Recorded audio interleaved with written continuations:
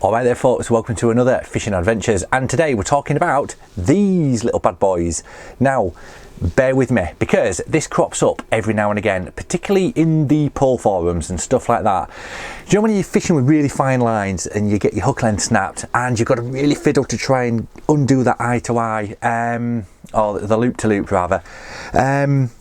It's a nightmare. Those fine lines don't want to move and it takes you ages. Now then, is it quicker if you used one of those or a drop shot and bear with it? So let's put it to test. Let's get underwater and find out. This rig has just got the hook length swivel on and nothing else above it. Okay, so I'm going to compare this to a standard rig with a number 8 shot. So this is the one with the swivel coming in now. See, that swivel goes down and it sets, maggot goes down, but the only thing that puts me off is that swivel is quite a big profile. So we'll do that again because it doesn't really affect the fall of the maggot. That still swings in underneath, although the maggot does tow that swivel quite a lot. No, just noticed there. I don't know if you noticed it yourselves. Let's do that again. The swivel's settled and it's coming in under the rig, but as that maggot is getting closer to the deck, it is pulling that swivel and then it is settling.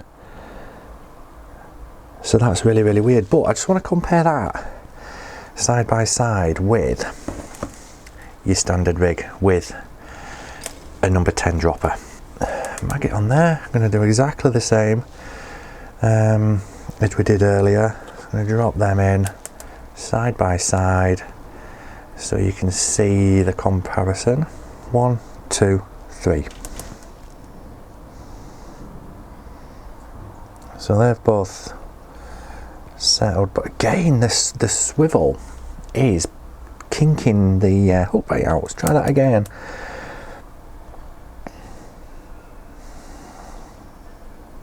It's giving a slightly slower fall, but when that bait is settling under the rig, the one with the shot isn't kicking out, whereas the one with the swivel is a little bit.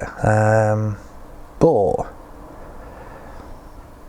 I don't know if that's the end of the world or not, really. Right then, so definite food for thought on that one. I don't know if it'll show up properly on the camera, but as the swivel was setting under the rig, then the hook bait had swing down, and as it was swinging about there, it had pulled the swivel out. It had moved the swivel across, and I've never ever seen that on a shot before.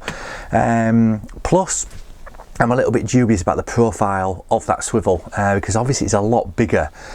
It looks a lot bigger than a shot, okay, and I suppose the idea of using number 10, 11 and 12 droppers is that they're very, very discreet, so it's not going to spook the fish too much. So those are my two main concerns. But if you think about doing it, then just see, because it might not put the fish off. I mean, to be fair, on underwater films before, I've seen carp and bream come up and literally nudge swim feeders on the deck to get the feed out so they can munch on it. Do you know what I mean? It is, I think sometimes we get so caught up in, oh, we don't want to spook the fish, we don't want to upset the fish type thing, whereas the fish don't really care. Do you know what I mean? If a carp can come up and pick up a cage feeder and give it a shake and spit it out to release the food, then why are we worried about a number 10 shot? Do you know what I mean? Sometimes I think we can go a little bit too anal into it, but that's probably a video for another day, not today certainly. But yeah, I hope you've enjoyed it. If you have, give us a thumbs up, leave us a comment, and if you've got any ideas of other stuff you want to see underwater, let me know in the comments below. Cheers.